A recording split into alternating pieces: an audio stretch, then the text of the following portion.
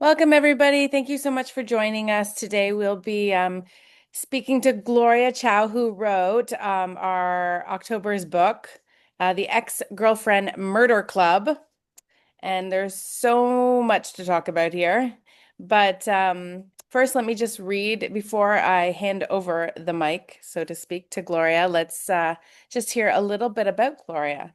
So, Gloria Chao is a USA Today bestselling author and screenwriter. Her novels include The Ex-Girlfriend Murder Club, X Marks the Spot, When You Wish Upon a Lantern, Rent a Boyfriend, Our Wayward Fate, and American Panda. She graduated from MIT and became a dentist before realizing she'd rather spend her days in fictional characters' heads instead of real people's mouths. When she's not writing, you can find her on the curling ice, where she and her husband are world ranked in mixed doubles. So much to explore just in that little bio. You can tell that you wrote your bio, like it's very like tongue in cheek and Thank you. her books have won awards, received starred trade reviews, were epic reads at Target, Junior Library Guild, Indie's Next List, Yalsa Teen Top 10, Amelia Bloomer's List, Yalsa Amazing Audiobook, and Common Sense Media Selections, and were featured on the best of lists of 17, Bustle, Barnes& Noble, Pop Sugar, Pace Magazine, Booklist, Chicago Public Library, Bank Street, and more. In 2022, Gloria was a We Need Diverse Books mentor and 2019 Pitch Wars mentor. And she was on the Nano, and I can't say that, NaNoWriMo Writers Board. So welcome, Gloria. Thank you so much for taking the time to speak with us today. Thank you for having me. So first, thank you, Erin, for creating this community for us, and thank you to the readers who voted, who picked up the book, and thank you so much to everyone who's here tonight. Great. Now, I really do want to just go back into this bio for a second here. Like, Of when did course. American Panda was the first book? Yes, And can that was you tell us 2018. 2018? So that's when is that when you decided, okay, dentistry is not for me. I'm going to try and write a book. So I practiced until 2013, and that was when I decided, okay, I really can't do this anymore. I'm really not happy. I had started writing for myself because reading and writing was the only thing that got me through the week when I was so miserable. And when I moved from my husband's job and I was waiting for my license, I decided, okay, I'm just going to try it and see how it goes. So I got my agent in 2016, and that's when we sold American Panda. And I'm very happy that I have not worked as a dentist since, and I had to make a hard decision to let my license go a few years ago, which was a little scary, but now I'm very glad that I did it. And just curious, what do your parents think about this? Because I imagine like they have this dentist that they're so proud of. So that was a journey, I will say. If you read American Panda, I wrote that when I was going through this journey where my parents had a hard time understanding why I wanted to do this. I had a hard time explaining to them why. And really, my first three books are kind of about this difficulty in communication. How do what do you do when you have a loved one who has a different opinion than you? And so it has been a journey, but I will say that we're in a much better place now. I went into this thinking writing might be the reason that we really hurt our relationship, but it actually is the reason that we got really close. So writing kind of made me ask my parents and tell them things that I might not have otherwise. And then to write American Panda, I really had to stop and put myself in their position to write the parents in American Panda, because that was about a girl whose parents didn't want her, or her parents wanted her to become a doctor, and she hated germs. And so I really had to try to understand the family side. And I just was surprised by what it was like to be able to explore it through the lens of someone else, to kind of take a step back and not, look at it through my character's eyes. And then it forced me to have conversations with my mom that actually ended up in the book almost word for word toward the end. And we really came to a place of understanding that I don't know if we would have been able to get to otherwise. So they're supportive now. It was a journey, but I'm very happy with where everything is now. America Panda has a picture on the front, and it's not you, but so it's not, this isn't memoir, but there's a lot of your No. story in it. It is fiction, but Yeah. it was very much inspired by my life, and so that's the one that has the most in common with what I went through. Oh, wow. What a journey. And I am assuming you don't miss dentistry at this point. I do not. I mean, I my friends who ask me that, friends from dental school, and I'm like, no, I'm pretty happy. I have friends who reach out to me who are like, I think you did the right thing. This job is hard. I don't really miss any part of it. And are you still like, did you start your journey in Chicago or have you moved since? So when we moved to Chicago, that was when I decided to change careers, and we've been in Oh, Chicago since. okay, very good. All right. Now that we got the basis of that, I have a lot of questions for about the actual book. But if anybody who's joined us today would like to ask, you're welcome to ask in the chat window, or if you want to raise your hand, then you can always ask live, which is always a little bit of a fun experience. Can you tell before I leave your bio, because I know that there was more in here that I thought was interesting, like the world ranked mixed doubles in I'm curling. actually missing curling right now to be Oh here. I no. had to call in a sub. So my husband and I, after we got to Chicago, we tried curling for the first time, and I was the one who fell in love with it, which, if you know me, that is very out of character. I'm not really into sports. I didn't grow up playing sports, but curling is such a fun thing where even from the first time you can have just so much fun. You're flying across the ice, you're sliding. And I remember just having this feeling of feeling free like I've never felt before. And so I told my husband, do you think this is something we can get into? And we actually have to drive really far to go to where we curl. And because of that, every time we went, we would practice a lot. And so we actually got really into it. And then about 4 years ago, we started competing at a high level. We did well. We made it to nationals. And so ever since then, every year this is something that we do. And it's just so much fun because it's just him and me on the team. And so it's like a new way that, we get to have a hobby together. We had to learn how to communicate in a brand new way where you're actually, it's for high stakes on the ice and there's not a lot of time to get things across. And so it's been really fun. Do your parents come and watch you curl? They haven't yet. No. I'm hoping that maybe we can do a tournament closer to where they live and maybe they can come. But we definitely talked to our parents about curling. Some of our games are online, so they can watch there. But they haven't been to a game live yet. I'm just thinking of them as like we had this daughter and she became a dentist and now she's an author that curls like They definitely didn't know what curling was before. right. I love that. That's great. All right, so let's dive into the book as well. Okay, so this story walks a tightrope between laugh out loud chaos and real stakes. How did you calibrate tone so that the humor never undercuts the murder mystery? Oh, that's a great question. When I set out to write, I didn't think of myself as a funny person just because that's not really what I'm known as. I'm usually the person in the corner at a party just observing, which I guess, that's kind of like what a writer does anyway, right? We like to observe people and see the world. But when I was writing American Panda, humor has always been kind of my coping mechanism just in life. I put a lot of cultural humor into it, and it almost surprised me when people were telling me, like, oh, the book is funny, just because I never really thought about it that way. But ever since then, I've always put humor into my writing, partly because that's just kind of how I think about things, but also as a reader, I really love that balance. And I think every kind of book, even if it's dark, even if it's a murder mystery, the humor can really balance it out and even heighten some of the darker moments if it's used correctly.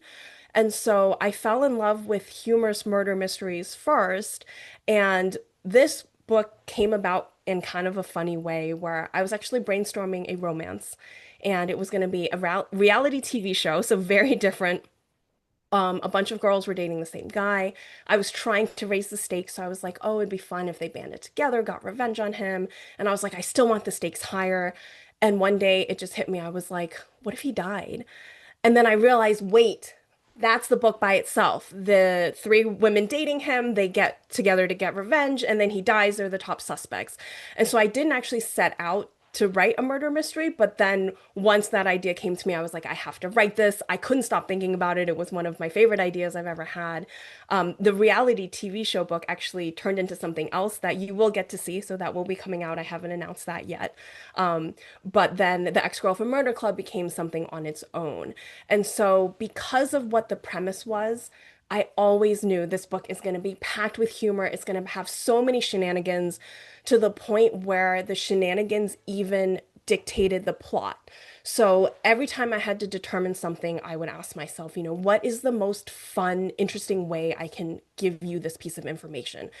So that is why at the end of the first chapter, Kat learns about Olivia, the other woman, the first other woman she learns Yeah, about the first. when she walks in half naked on Tucker proposing to Olivia. And then I asked myself, well, how can we up the stakes even more and make this even more hilarious? And that's why after Olivia runs out, Tucker turns around and proposes to her with the same ring and even the same proposal. So I always knew I wanted to pack it in. I think the balance, I've just had a lot of trial and error. This is the sixth book I've written. But a lot of it comes to revision too and getting fresh eyes on it and trying to helping you, hit all the beats correctly where, when do you, amp it up and when do you cut back? But in my experience, if you think about comedy TV especially, usually you're actually just amping it up because the humor really comes when you get to really use whatever situation you've created. And there will be a sequel to the Ex-Girlfriend Murder Club. It's coming out in July. It's called The Mortal Enemy Murder Club. That one is going to be focused on Mandy Thorne, the podcast host. And she comes to the girls because she thinks someone is trying to kill her and she asks them for help. And so in this one, especially the sequel, I really got to amp that up because Mandy Thorne is such a character.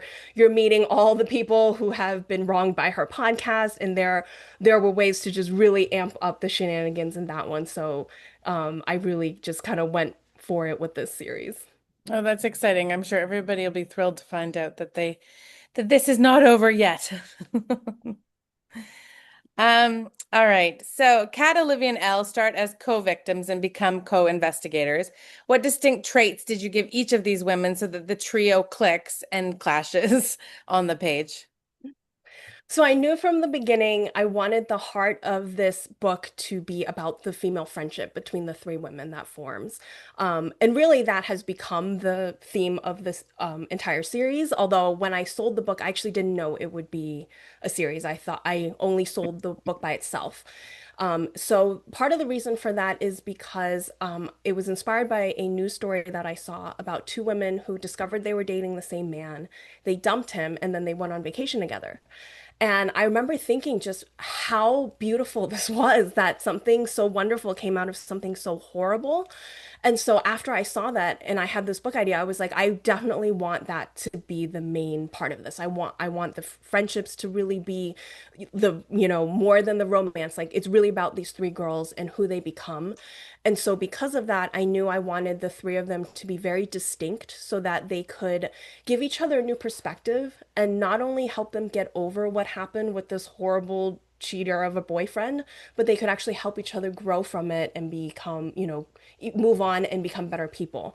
And so I knew from the beginning I wanted their personalities to be different. I also knew I wanted their careers to be different. So I knew I wanted whatever their expertise was to come into the plot. So that's why Kat has the chemical expertise background because, oh, turns out the chemical poisoning was how he died. And so that both is a problem for her to overcome, but also helps her in eventually figuring out what happened. Olivia's a criminal defense attorney, and so she can kind of help the girls navigate things. And I was a little worried about that one, but luckily I have a friend who is that, and so I was sending pages and asking questions as I was writing, which was very helpful. And then Elle is a writer, which obviously that is much closer to me, so that was easier. Although Elle's personality was the hardest for me to write. And so another fun thing that came about from the women being so different is that it really led to fun banter because they all have different kinds of jokes, they have different humor, they have different ways of seeing things. And so my favorite scenes to write were the three women. Okay. The book riffs on the "we all had motive" trope. What new angle did you want to bring to the cozy space? It's funny you say cozy space because I actually wasn't sure where this book fit in, and I'm glad I didn't think about it when writing it, which I try not to because I feel like if you think about fitting the book into a category. I think that's not the way to write the best book. I try to just think about, what makes this the best book. But I learned later that there are a lot of rules for cozies that this book did not follow. And so Right. I'm glad I didn't think about that. Um, but so I guess for the goal of this one is I really just wanted to make it as entertaining as I could. I wanted to make it funny. I wanted to make you, like these women and maybe even want to be a part of the group, but also, not want to be part of it because of what they were doing. And so in some ways, I guess that is a little bit different from the cozy trope because it's raunchier, the jokes are a little bit more out there. The situation, it falls outside the cozy category a little bit. So it doesn't quite fit in there. But my reasons for doing that is just because I felt like this premise, we had to have, the girls making these jokes and doing a little bit more ridiculous things. Okay, Rita has a question here. If the story were told from the ex-boyfriend, Tucker's perspective, what truths or lies might emerge? Oh, that is a fun question. I did think about that a lot, actually. And that was the hardest character for me, just trying to get into this guy's head. Yeah. I'm lucky that I don't know anyone I mean, maybe someone I know has done this, but not to my knowledge. So I was reading all these articles about people who have done this. A lot of them were anonymous, talking about why they cheated or, why they had two families, things like that. And so it was kind of interesting getting into his head. I also realized, all of these women are smart women and they had a reason for being with him. They're not, it wasn't that he just bamboozled them. I mean, he did, but it wasn't that they were seeing all the red flags and they just missed them. These are people who are good at covering up a lot of what's going on. And so I have a lot of things that Tucker was thinking and doing at the time that I actually think might be fun to kind of maybe explore at some point and somehow maybe like some chapters from his point of view or something. But I actually did think about that a lot and more than I normally do for a smaller character, just because he was so intricate to the plot. So for example, one of the things is that a lot of the things he says to Kat in the scene where he comes back to her and begs her to help him that last time they see each other, almost everything he says to her is actually the truth. And he actually did want to tell her the truth and get her on his side. And so it was kind of fun stepping into his head in that moment just to think like, is he actually trying or is he still lying? But that was him actually trying to be better. And it seems like I've looked at your other books and it seems like you write a lot you write a lot of romance and also the other genre is the murder mystery or the I don't know that I'd say psychological thriller, but and so I wonder if one's easier than the other or if you enjoy one more than the other. That's a good question. I had a lot of people asking me about writing young adult versus adult, and that was less of a change. I do think going from romance to mystery was a bigger jump, Yeah. mostly because the thing that scared me the most when I started out was I realized I can never read this with fresh eyes. I knew from the beginning who did it. I had everything plotted out.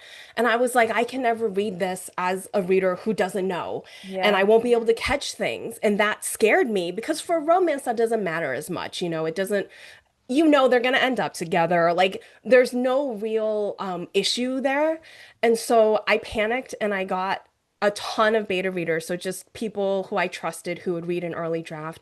I asked for very specific things like, can you answer these questions throughout? Like, I wanted to know who they were suspecting. I wanted them to highlight lines that made them think certain things and give me all of their thoughts.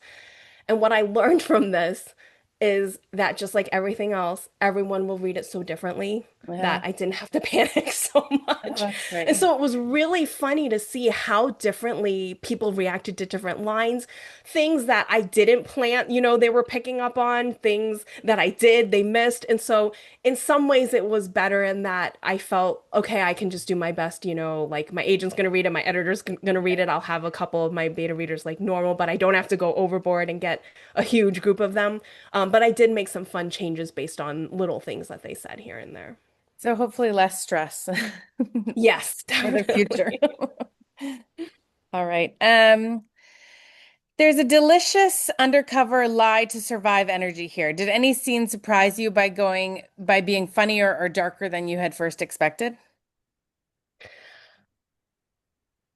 Yes, I just finished revising the sequel, so that one's really on my mind. So that actually is one of my first answers, which is that there is a scene in the sequel that is one of my favorites, and it goes back to what I said earlier, where it's this shenanigan that happens that I had built up and it worked out perfectly that I hadn't planned. Like I just realized that everything had been set up perfectly. I was so excited. I wrote it that night and I told my husband about it. I was so excited and he read it and actually he was like, I think you can go even further. And I had already felt like I had gone so far, but then I was like, why don't I see where it goes? And I pushed it further and then I was like, oh, this really works. And I went to the point where my editor actually flagged it in the her revision letter to me where she just pointed out the scene to be like, it just kept going and going in the best way. And she was like, no notes. And so that was kind of when I learned to trust it to go ahead and just see how much fun I can have with it. In this one, I had sort of planned for the proposal scene to be where Kat interrupts her.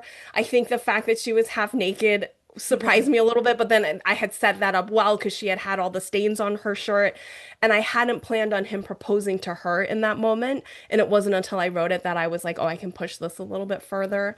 Also, the scene where they find the body, I hadn't really planned how I would write that, and I knew I didn't want it to be bloody or gory because that's not the tone of the book, but I knew how emotional it had to be, and I hadn't really planned it, and I kind of just went with my emotions in that moment, and that turned out to be just a little, it was heavier and more emotional than I had anticipated.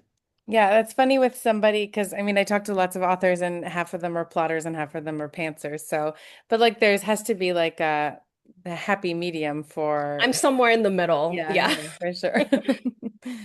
All right. Readers love a hot detective complication. How did you think about chemistry without derailing the whodunit engine? That's a great question. There was so much to balance in this book, especially because, these women have gone through something terrible. So they have, baggage from that. We're developing the friendship. And then obviously there's the murder mystery, which should be taking center stage. I think in this one it worked out well just because Kat's the top suspect. She's obviously going to already be having all of these interactions with the detective. So in that sense, it lent itself well to this, where every single time they met up, you can further the murder mystery, but also be developing what is happening between the two of them as well.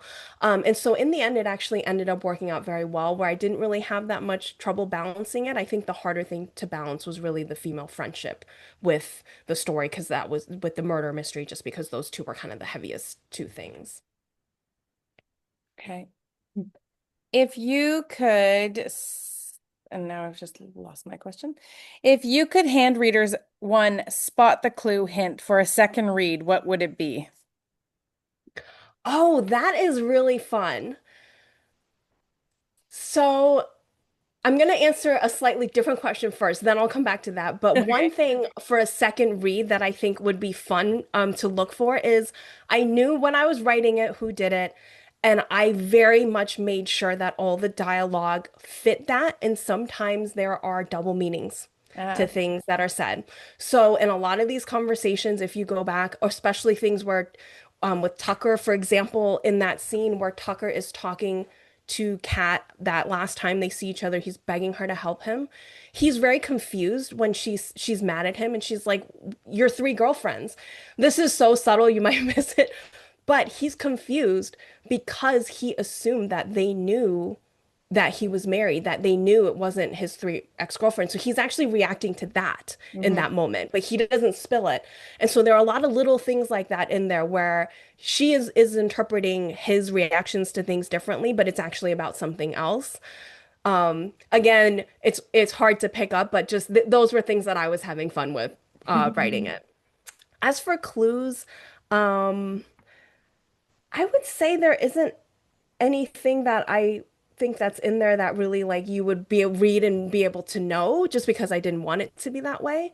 But I do think there are fun ways to look at things, especially from, stories that are being told, and then, you find out in that last chapter exactly who is who and all that. Um, but I don't think there's like a specific clue that I think you should really be looking for. All right. So I want to change again, if anybody would like to ask a question live or you want to oh, there we go. Pop a question into the chat, then please feel free. So Devin wants to know, where did your idea to include the podcast dialogue come from? Oh, that's a fun question. I loved writing the Dish Served Hot podcast and Mandy Thorne, and you will get to learn so much more about Mandy and learn why she is the way that she is. You're going to hear about her real, actual backstory, not all the things that she projects. And so the reason I thought to do that is just because I wanted something else to be driving this investigation and being a problem for the girls. And so I just thought it was a fun way and for them to be introduced to this idea of revenge. I didn't want it to come from the girls, I wanted it to come from somewhere else. And so this was a wonderful solution to solve all of those things. And I love books that have different things throughout. And I love the idea of being able to have the podcast transcript. I also loved that it's a fun way that to introduce more humor. So, for example, you see the podcast transcript of Elle and Olivia recording with Mandy. You see that it falls apart and it's a disaster. And then the next chapter, Kat is talking about how it's okay. Olivia and Elle are nailing the podcast, so we're fine. And the reader is in on this joke. Like they know that it's not. And so I thought it was just a fun way to kind of give you hints, but also like give you a little laugh because you know what's actually going on. Thanks. Rita has two questions. She said, will we find it in book 2? What happens to Elle? Yes, definitely. So that was a fun part of both trying to write the jacket copy because I didn't want to give anything away.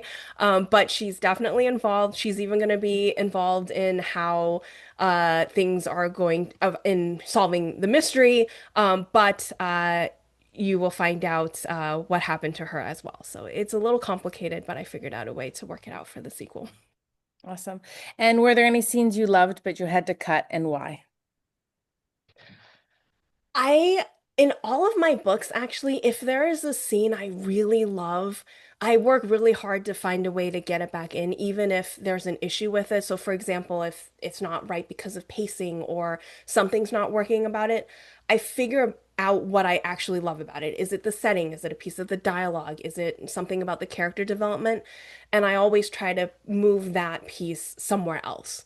And so, in that sense, I've never lost anything that I truly love because I think that's the beauty of revision is that you're making the book better by basically keeping all the best parts of it, and you just have to find a way how to incorporate it and in the best structure that you can. Oh, that's interesting. All right, so I'd like to switch gears a little bit. Oh, hold on. One more. The book plays with perception. Who's telling the truth? Who's spinning a story? Did you ever consider writing it with multiple narrators or unreliable points of view? I love that I get to answer this question here because I got asked this in a podcast interview where it was a no spoiler one and I couldn't answer it. Right. But because of who did it, it didn't occur to me because I was like, I can't. I don't want to write an unreliable narrator in this because I think it makes it too confusing if some are reliable and some aren't. And so for me, this one was very clear. I always wanted it to be from Kat's point of view. I wanted her to be the top suspect. And so that was always clear to me, just the one. Okay. All right, so now we're going to switch gears and look at sort of craft and process. What was your entry point for the book? The premise, a character's voice, a single scene, certain closet? So for this, it was the premise. Like I said before, I was brainstorming that other book idea. So really, I like to have the elevator pitch and even the title before I start a book, and that happened with Really, a Rent a title. Boyfriend. Wow. I do. So that is because I don't like the title Our Wayward Fate, and that went through a whole thing where that wasn't my original title. We went through a bunch of titles. I was never that happy with it. I really like a title that tells you what the book is going to be about. And so ever since that one where I didn't get a title that did that, I work very hard to have a title that tells you what it is, that hopefully the publisher will keep, which I know is not normal. But Our Wayward Fate is the only title that we have not kept. So all my other books are the original titles. I just realized with Rent a Boyfriend when I was telling people about that book, it's a one sentence pitch. It's based on a real thing that happens in Asian countries where people hire fake boyfriends to introduce to their parents because there's so much pressure. And so a girl does that, she falls for the real guy behind the role, and her life gets very complicated because her parents know him as someone else. Pitching that book to people was just such a different experience where people immediately were like, "Oh, I get it. I know what the book is about." And just, if it was up their alley, they were like, "Oh, I want to get it." And ever since then, I just like having that because I just feel like it makes it clear what you're going for, what kind of book it is. And so with this one, I knew a lot about it just from that one sentence pitch in the title. Oh, that's so fascinating. Don't think I've ever heard. I don't think I've ever met an author that like is very set on their titles and not changing it. Because I mean, you're right. They always change the title. And sometimes they even change the title in the different markets, right? True. I do think it helps even getting that book deal though. If the publisher also can hear that one line pitch, hear the title and know what the book is, I think that helps it too and helps, move it forward in the process. Yeah, then you're not wrong. Smart. All right. How did you approach pacing, balancing reveals, red herrings, and the trio's friendship so it still feels bingeable? That's a good question. So with the pacing on this one, I knew I wanted to be very fast because just as a reader, I lose my attention very fast. So I feel like I want to give that to the reader. And that's always the reason I've wanted to write a murder mystery is because I love that feeling of like, I have to know. And I'm that reader who will stay up all night, and finish the book. And so I wanted to try to capture that where I knew kind of what red herrings I wanted. I knew where I wanted certain information to come out. So really, it was about every chapter I try to accomplish as much as I can between developing something with either character or friendships or romance, giving you a piece of something new, or and including something funny or emotional. And so if a scene can capture all three of those, it's great. If it doesn't have that, I really try to combine it or to figure out, what's missing. So for example, in the scene where she's with the detective, she figures out a huge thing about the case when she sees the red bucket. He shows her the photos and she figures out how Tucker was killed. That is moving that along. It's also giving you a great idea of who Kat is, how smart she is, how she's using her chemistry background. But it's also developing her and Adrian because he's seeing her do this for the first time. He's realizing, oh wow, she's really smart. He's also wondering, well, maybe she didn't do it. Why would she be saying all these things? And so that's a scene that, accomplishes multiple things. Okay. Um, any craft tricks you relied on for group dialogue so three leads feel distinct without crowding the page? That's a great question. This was my first book where there were always so many characters talking at the same time, and that is an extra challenge. So I started writing screenplays in 2017. I started adapting my own work, and that totally changed how I see dialogue. And part of it is because with screenplays, it's all white space except for dialogue. You basically just have dialogue back and forth. There's no tags. And it has to be under a certain number of pages. I mean, they will even just go to the back. If it's too long, they won't even look at it. And so I really learned doing that, just how to be very conservative with it, basically how to make it as snappy as possible, but also you need to make it sound real. So one of my tips is if you can read it out loud, that's great. When you have a lot of people, if it's heated, they're going to be interrupting each other. So, you want to be using M dashes, you want to break it off as much as you can. The tougher part is with the dialogue tags. You need them to be clear where you know who's talking, but you also don't want to inundate the readers with them because it does feel like a lot. So if there is an action you can put in or a thought or just something else other than just the, he said, she said, is a little bit better, but it can't just be an action for no reason because then that's even worse. That feels even more like a slog. And so it does take me a lot of time of just that might be the thing I spend the most time on really is just going back and forth, figuring out who does what where, and trying to making all the little tags the best that they can be, which was very freeing when I went to screenwriting and I was like, oh, I don't need to do any of this. This is great. Like I can just have the dialogue without all the other stuff. On that thought, you said like that's what you spent the most time doing. What revision change the most? Like, what did revision change the most? The ending, the killer, or the order of the reveals? Or perhaps it was more That's in a the great dialogue. question. This one actually was not a ton of revisions. The things we really worked on were just making sure it was clear why the girls were doing what they were doing. It was in a lot of the scenes, especially right after they discover the body, we really had to take the time to make sure the emotions were clear because that was just such a thing for them to go through. We wanted to make sure it was clear why they were taking all the steps that they were taking. And so those were the biggest scenes that we revised was making sure motivations, emotions, kind of making sure that the character arcs throughout were making sense. But the overall structure and the characters, the killer, all of that stayed the same. I will say the sequel was very different. That was one of the hardest books I've had to write, and I wrote the whole thing. I knew something wasn't working, and my husband read it, and he had just started it, and then he said something to me like, "I think this is framed needs to be framed differently," and he was completely right, and it solved all of my problems. But I started from scratch and I Oh rewrote my it. goodness. But I did take all the best parts of that first one and put it into the revision, and I actually feel like that was a book that I almost had to write that way because that one has so many characters, so many twists and turns, that I wasn't sure if I would have been able to kind of figure out what the story was just on that first pass. And it's so twisty that my editor actually emailed me a few weeks after I sent her the draft, and she said, I finished it, I have an edit letter, but I'm gonna reread the whole thing just to make sure, like, now that I know everything that happens, that like I can track all the twists and make sure everything's in order.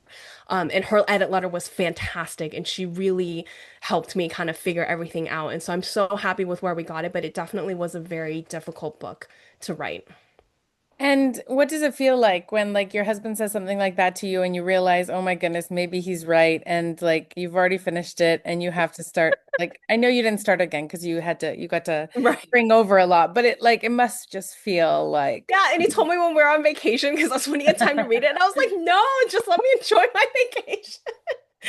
But after the initial shock of it, really, I was relieved because I was like, I did not know what was wrong with this, and I knew something was wrong. It was too, okay. like, there were a lot of things that weren't working, and his suggestion fixed those.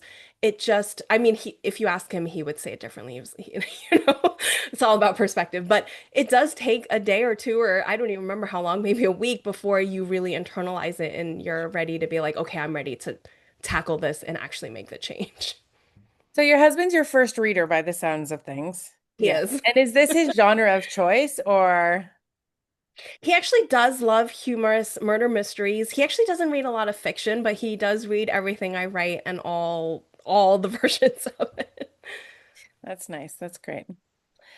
The novel explores trust after betrayal and the power of women comparing notes. What did you want to say about solidarity in the age of receipts? I wanted to make it clear that, like, for these women, it's a horrible thing to go through, but I wanted it to be clear that they didn't do anything wrong. Mm, And I think that is something that the three of them help each other see, because I think that is such a normal response. Like, you feel bad, you feel guilty, you feel, oh, I should have seen this. But in their case, they really didn't know. And when you find something out like that, it's hard enough already. There's no need to add that extra burden to it. And so I think that was one of the main ways that they helped each other get over this. And so I think that's part of it. I think another part of it is that, you should lean on the people who love you. And moving forward, which we'll explore more in the sequel, you shouldn't let this get you down. I think Kat's gonna have a really hard time trusting Adrian, trusting basically anyone in a romantic capacity, Olivia even more so. And that's natural, but at the same time, just because one person was terrible doesn't mean that everybody else in the world is. sure. I'd like to explore Catherine Hu's voice a little bit. She carries a lot of the comedy. How did her cultural background or family expectation inform her choices, if at all? That's a great question. I loved writing Kat's parents. They were one of my favorites to write. If you've read any of my other books, you know I love writing hilarious moms. And in this one of the ways that Catherine was affected by it that also came from my own personal experience is her interest in the idioms and the backgrounds. So I didn't explicitly say this in the book, but part of the reason that I always wanted to know where sayings came from is because I learned Mandarin first. I was born here, but we only spoke Mandarin in the home, and then I learned English when I went to school. And both of those situations I just learned from context. And both languages have so many idioms and sayings that do not translate. And Mm. so I had the hardest time learning them, figuring out what they meant. And I was the only one that was asking why. Because for my parents, they were like, oh, of course, you say this. And in Chinese culture, even, there's even longer stories sometimes that come into play that there's just absolutely no way to figure it out. And so I was always looking these up and finding it fascinating. And I just thought that would be something fun to give to Catherine since she had a similar upbringing. And then that kind of really bloomed into something else where, that was something she was scared to show the other girls. And then that was a way for them to bond. And then Olivia brings in the Malifaux. And then in the sequel, we're going to have even more things like that. And so it was really a way for them to bond and also just to give Kat something unique. Great, thank you. You've got a few comments here. Rita says the parents were hilarious and accurate. Great, thank you. And Devin said, "Oh yes, I love learning about the idioms." And Nikki said, "Me too. I used to have a dictionary of phrase origins. The idioms were my favorite." Oh, I love that. I need that because when I'm looking them up, I feel like you get so many different resources. Sometimes it's a little bit hard, but luckily I have an editor and copy editor to help me narrow that in. All right, we've talked about this a little bit, but if the Ex-Girlfriend Murder Club became a series, so a third book, where would you take the trio next? A new city, a new con, a new corpse? So with the sequel, we have an addition to the murder club, so that's why it's the Mortal Enemy Murder Club because now they have to work with Mandy. And that brings a whole bunch of shenanigans. Oh, and I will say we were just talking about the parents. There is a lot of Kat's mom in the next one. There will be an Okay. unlikely friendship. That was one of my favorite things to write that both my husband and editor said was one of their favorite parts. Um, I do have ideas for more, I will say. I'm not allowed to share too much, but if the readers are want more books, I would love to write more of them. But obviously there will be a new case in each one, which I think is such a fun thing about murder mysteries is that a series really makes sense because you can give them something new.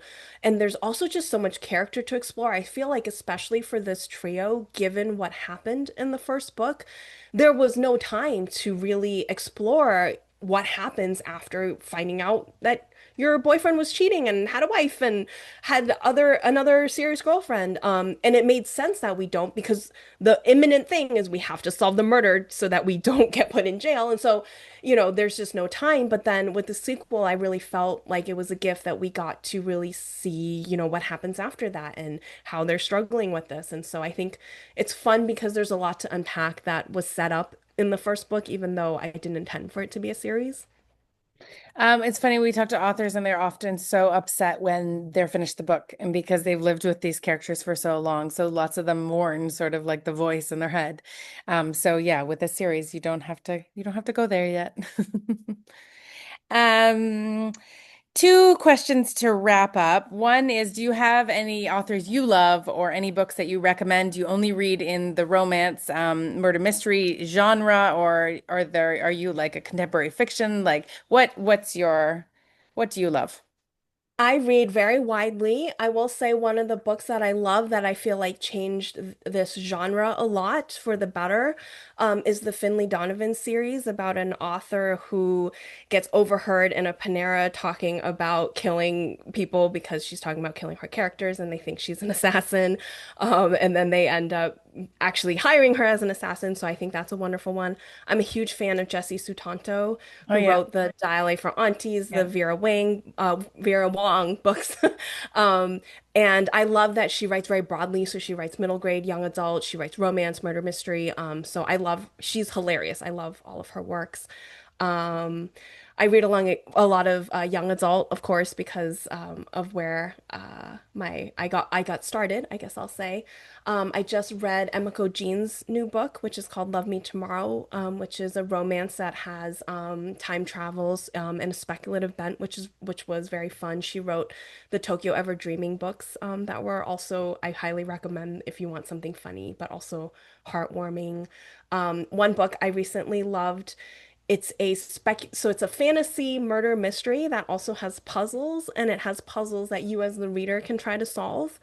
That one is called A Most Puzzling Murder by Bianca Marai. And that was fantastic. That just came out this year. Thank you. That's super helpful. And one our la my last question really is what we talked about at the very beginning. If you want to share that news with the members, that would be wonderful. Yes. So this is very exciting. We have partnered with Wendy McLendon Covey's production company. So Wendy, you is on St. Dennis Medical, Reno 911, Bridesmaids, The Goldbergs, and she is absolutely hilarious and wonderful. And so her production company, Strong Beach, is partnered with us to bring this series to life. We are planning on film. I'm attached to adapt it, which I'm very excited about. And so we announced it a few weeks ago, and I'm hoping that we will get to announce more things soon. But Wendy has had a lot of fun posts on her Instagram where she asks fans to cast the characters. And so, if you have ideas for casting, please find that post of hers and give your suggestions because we want to hear them and we want to take them into consideration. Awesome. Well, thank you so much, everybody, for joining us. And thank you so much, Gloria, for your time. And we're glad that you're not a dentist so that we can read these wonderful books of yours. And we really look forward to the sequel, of course. And please do let me know when it's out because we'd love to promote it for you. Oh, thank you. July 28th. Awesome. Awesome. All right. We'll look for it. Take care, everybody, and have a good night. Thank you.